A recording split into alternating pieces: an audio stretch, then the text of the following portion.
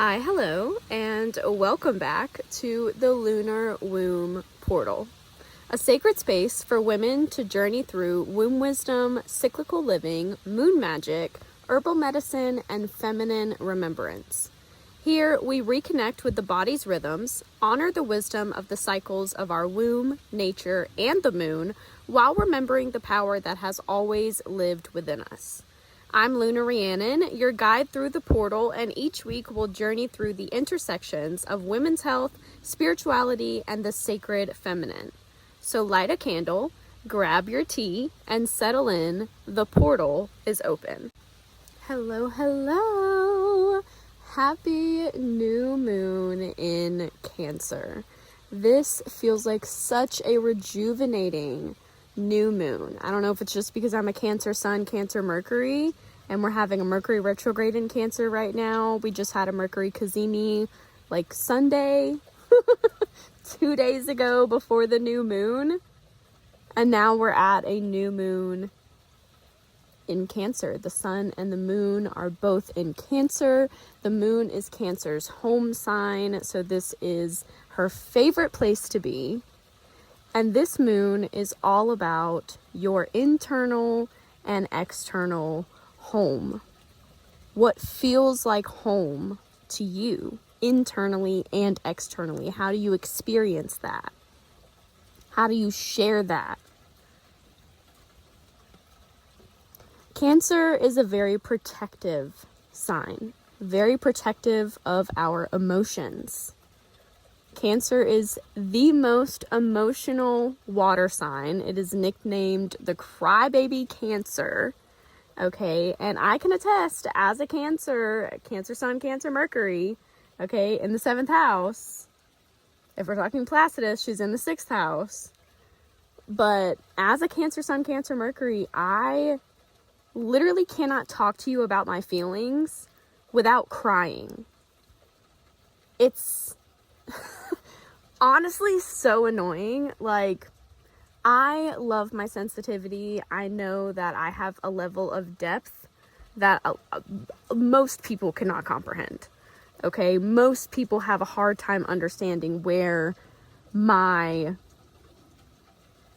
how deep my care runs. Because it runs so deep, okay? So deep. And expressing that with my Cancer Mercury, mind you, it is at 1 degree. My Cancer Mercury is at the 1st degree. So when I'm having an emotional conversation, I am sobbing the entire time. Even if it's not a big deal, even if it's not like the most emotional thing, for me to be able to share with you in a vulnerable way how I feel, it takes a lot for me to do that. Because as a Cancer, I am very protective of my emotions. If I share my emotions with you and you are on the defense, I will go back into my shell and distance myself. I put myself in my shell to protect myself, and I'm gonna get like a crab and get to stepping down the beach, okay? Put some distance in between it. That's usually all it needs for me. Crying about it is necessary as a Cancer. In Cancer season, I'm crying about everything. Everything deserves a tear, okay? Everything. Every feeling is valid. Is every feeling true? Probably not, but every feeling is still valid. And allowing yourself to feel it, especially with this Cancer new moon, okay, this is going to be a lunar cycle of feelings, of emotions, of tapping back into how you actually feel. Because a lot of times, especially as women, we revert to taking care of people. Cancer is the caregiver. Cancer is the mother. Cancer is the nurturer. That is why our depth of feeling, our depth, when we care about something, we care fully, completely, unapologetically, we care.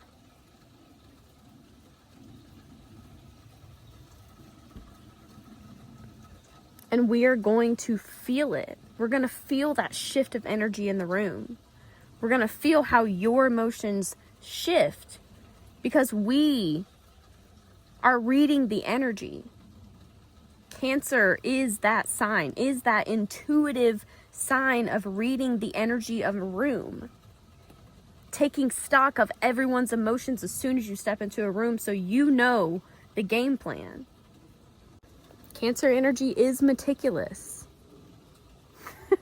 It is meticulous. And with Capricorn as its sister sign, there is a sort of structure to the way that Cancer loves, that Cancer gives, that Cancer allows themselves to fall into the emotion, to allow the emotion to overtake them. So if you're not crying with this Cancer new moon, you're not thinking hard enough, right? With the Mercury retrograde, everything is internal right now. Everything is turned back on us. Everything is not, okay, what does everyone else think about things right now? Everything is, what do I think about things? But with Mercury retrograde being in Cancer, what do I feel about what's happening? What do I feel about what I'm thinking? What do I feel about what I'm saying? Because with this new moon, you have to put how you feel above everything else. This entire lunar cycle is about you putting how you feel above everything else. Do you feel safe? Do you feel secure? Do you feel like you can be vulnerable? Can you talk about your emotions? Or at least put your emotions into words. Give them names. Become familiar with them. Allow them to help you create compassion for yourself with this Mercury retrograde in Cancer, new moon in Cancer, this energy squaring Saturn. Okay, squaring Saturn. I have this in my chart. My Saturn squares my Sun and my Mercury. Saturn is currently in Aries. So Saturn is craving some structure, but it's also craving some destruction if we're looking at Aries. So don't just think about what you want to do. Don't just talk about what you want to do. Write it down. Structure it with your words. Put your feelings into it. Put your feelings into words to structure the game plan to your next level.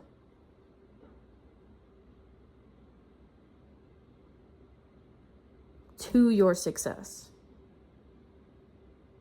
Because that's ultimately where you're heading. And this new moon is creating the pathway for you to walk towards that. It's the nurturing soil for the seeds that you're planting. And it's also the water that's watering those seeds because it's Cancer. Your tears, the ways in which you allow yourself to cry, to experience emotion, will only further the efforts that you're already putting in, the actions that you're going to take this lunar cycle, you're going to see rewards from. You're going to see success in.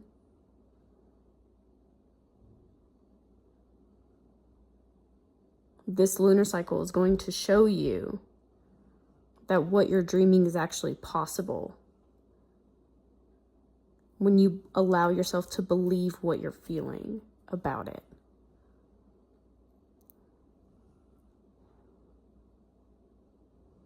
Clean your home, clean your kitchen, hell, clean your bathrooms. Get everything in order for this new moon as much as you possibly can, so that this lunar cycle sets you up for success. Because Cancer is the home, and nothing functions if the home isn't functional. So take care of your home, take care of yourself, take care of your body, take care of your mind. I have a little plaque that I got from my nanny that says, take care of your thoughts, and your actions will take care of themselves. So with this Mercury retrograde in Cancer, this new moon in Cancer, all this energy squaring Saturn, right? And we're having the bar bolts basket this week. If you haven't been hearing about that, go check that out somewhere else. But that's Pluto, Uranus, Neptune, and Jupiter all doing something together. But this particular new moon, that Mercury retrograde, and that Saturn energy, that's what we're looking at. So write everything down, write out a plan. And for the literal love of everything in the world, please cry. Please cry. Or take a shower, take a bath, do something that has to do with water. But allowing yourself to cry is going to be the best way to release this last lunar cycle and fully step into this lunar cycle. I'm going to link a Reiki Rachel meditation for the new moon in the description of this video. Go check that out. I did that this morning and cried. That was my cry. Very, very beautiful meditation, and then took a shower and felt super cleansed. So that is my new moon take. And yeah, let's jump into the episode. Okay, let's start the episode with a cycle check-in. As always, I'm on cycle day 28. So right as the moon renews, so do I. So we are currently waiting for my period to show up. It'll be here in the next probably 2 days. That's what she's kind of been doing, is about 2 days into the lunar cycle, she kind of shows up, and then it's like that first sliver of light after the new moon. And it's like the moon is renewing, and so am I. So that's kind of where I am right now. Very deep luteal. Cycle day 28. Where are you in your cycle? Let me know in the comments. And let's get into it. So today on the Lunar Womb Portal, I really want to talk about something that I think is so fascinating. And honestly, something that I wish every girl learned when she got her first period. And I will definitely be talking about this in the Moonflower series also to those girls. Because when most of us start menstruating, nobody teaches us to look at our blood. They teach us to notice if we're having a period. No one teaches us to actually look or pay attention to what it looks like things like clots, or the color, or the texture, or how heavy it is. A lot of times girls are not taught to look for those things. Those are things that they just end up learning as time goes on because it's happening to them, and they have to find answers somewhere. So what we are taught about our periods is how to clean it up and how to make sure that nobody knows that we're on our period. But no one teaches us to look at our period. Wild. Nobody ever said, hey, pay attention to it. What color is it? Is it bright red, brown, pink? Is it watery, thick? Are there clots? Does it start with spotting? Does it end with spotting? Because your menstrual blood is actually telling a story every single month. In traditional Chinese medicine, they believe that your period is one of the greatest reflections of your internal health. It's literally like your body is sending you a monthly report card saying, here's how things are going.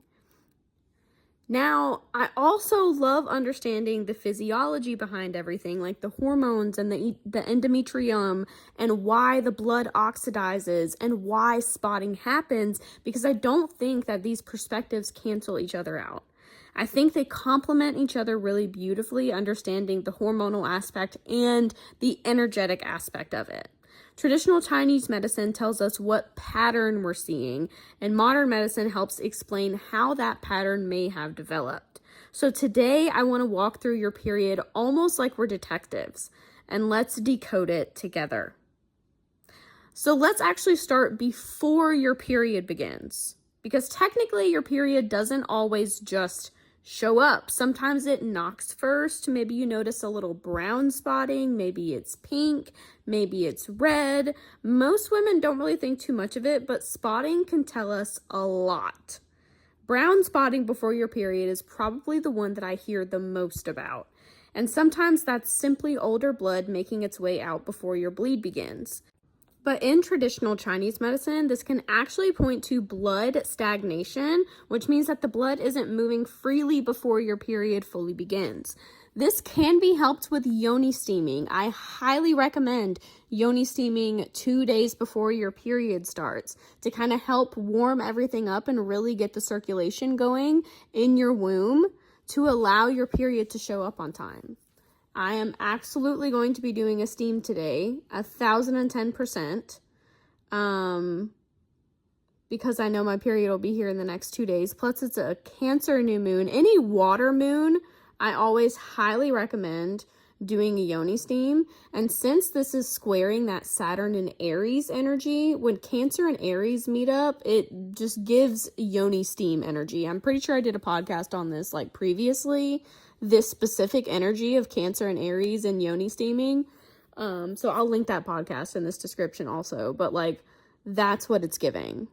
So find you some herbs. I highly recommend mugwort because it's Cancer energy. Mugwort is a plant that's ruled by the moon and also by Cancer. So highly recommend using mugwort in your steam. Rose,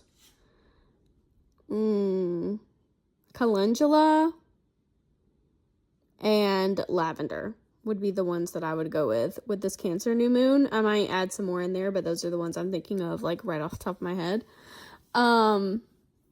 Yeah, highly recommend yoni steaming for blood stagnation or like a cold womb. If you get like cold hands and feet, things like that. If your womb just ever feels cold, or like you're walking around with no socks on a cold floor, or you're wearing like a crop top that's showing off your belly, like that can all cause blood stagnation and like cold womb energy. So if you ever just feel it, put some socks on. Okay, on your period especially, do not walk around without any socks on. You need socks on your period, okay, to keep your feet warm, to keep your womb warm. Cold feet equals cold womb. Warm feet equals warm womb. Keep your feet warm. Okay, I'm done. From a hormonal perspective though, spotting before your period can sometimes occur when progesterone begins dropping a little early. So you have a low progesterone is a lot of times what that is that brown spotting. And this can show up before or after your period. A lot of times this is looked at as like oxidized blood, like old stagnant blood that was stuck in there and is now coming out, and that's why it's coming out as brown. And that's another reason why it relates to the TCM blood stagnation. And then we have pink spotting. Now, pink usually means there's only a small amount of blood mixed with cervical fluid. TCM, that lighter color, is often associated with blood deficiency. But hormone-wise, sometimes we see lighter spotting when estrogen has been lower and the uterine lining simply wasn't built as thick. So when we're seeing pink spotting, that usually has to do with estrogen, and brown spotting usually has to do with progesterone, just to like kind of get that in there. This is also very common when girls are starting their periods as well. Sometimes they can start with either brown or pink spotting, and that can tell you a lot about where their hormones already are, and which one to kind of focus on. So like when I started my period, I started with pink spotting, but I know girls who have started with brown spotting. So it's really good practice, especially if you have a daughter, to just pay attention, especially when she gets that first period, what that shows up like. How it presents itself in the beginning is very important. And then we have bright red spotting. Sometimes this can just be your period announcing that I'm here, and the flow will start the same day. I do just want to clarify that spotting is not the start of your period. Your period does not officially start, like you don't count it as day one until the flow is like flowing. But sometimes you can start spotting a little bit like before your period, but usually if it's bright red, it's going to show up that same day. Now spotting can also happen around ovulation. And that's something that many women experience. Because around ovulation, there's a hormonal shift or a quick drop in estrogen before the progesterone begins to rise. And for some women, that little shift is enough to release a tiny bit of blood. And this can also happen because your ovary is releasing that egg, and that is an intense process. Ovulation is not this like magical soft girl, like everything is amazing kind of time, especially for a lot of women. Like emotionally, ovulation can be really hard, especially if you have excess estrogen. Having excess estrogen around ovulation can definitely cause that spotting. And if you have excess estrogen, you will also see like heavier periods during that time as well. And then after your period, sometimes you might notice brown spotting that hangs around for a day or two. That's usually, again, older blood finishing its journey out of the uterus. And TCM might look at that and say, maybe blood isn't moving as efficiently as it could, because that is, again, a sign of blood stagnation. And so this is where I want to remind you to just look for the patterns. We're not looking for perfection. We're looking for the patterns, because one cycle doesn't tell the whole story. Your body tells its story to you over time. Now that we've talked about spotting and spotting colors, let's get into the actual colors of your period blood, because this is where it gets really interesting. Now, bright red blood is what TCM considers the ideal, because it's fresh, it's vibrant, it's moving, and it reflects healthy circulation and abundant blood. It's like a river flowing exactly the way that it should. Pink blood, on the other hand, is much lighter, and TCM often interprets that as blood deficiency or a lack of nourishment. Modern hormone science might also ask whether estrogen has been lower, because estrogen is responsible for building the uterine lining. Less lining usually means less blood. Brown blood is one that scares a lot of women, but honestly, it's incredibly common. Blood turns brown because it's older, and it's had time to oxidize before leaving the body. But if every cycle begins and ends with days and days of brown spotting, TCM starts asking why the blood is lingering. Why isn't it moving smoothly? Maroon blood is deeper, richer, and almost wine colored. TCM associates this with heat and blood stagnation. This blood is thicker and it's moving more slowly. And from a hormonal perspective, sometimes we also see darker bleeding when there's simply more uterine lining to shed, which would also be a sign of excess estrogen. Now, if you're seeing yellow or orange menstrual blood, this can be a sign of infection and also significant blood deficiency and diminished nourishment. If you're seeing yellow discharge or orange and it's accompanied by odor, itching, burning, or discomfort, it's always important to be evaluated by a healthcare professional, because infections can also cause yellow vaginal discharge, can also sometimes be green. But if you're seeing orange menstrual blood, this is usually an indicator that your body is trying to tell you that there is some kind of infection going on, that there is something that is very off with your period. Another important part of the conversation is texture. Color tells you one story, but texture tells you another. So let's start with watery flow. This is very thin, watery blood. This is often associated with blood deficiency in TCM, and from a hormonal perspective, lower estrogen may contribute to a thinner uterine lining and a lighter flow.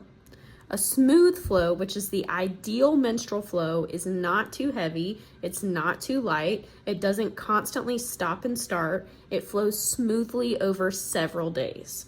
TCM considers this evidence that chi and blood are moving harmoniously. This is the ideal flow texture.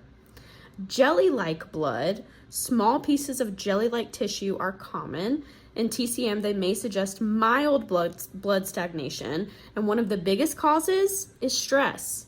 TCM teaches where chi goes, blood flows, and when stress causes chi to stagnate, blood can stagnate too. If you're seeing large clots, large or frequent clots often reflect more significant blood stagnation in TCM specifically, and from a physiological perspective, clots form when blood pools in the uterus long enough to coagulate before leaving the body. So they can also occur when bleeding is especially heavy because the body's natural anticoagulant proteins can't keep up with the volume of blood being shed. Large clots accompanied by severe pain, soaking through a pad or tampon every hour, dizziness, or bleeding that feels excessive deserves medical evaluation.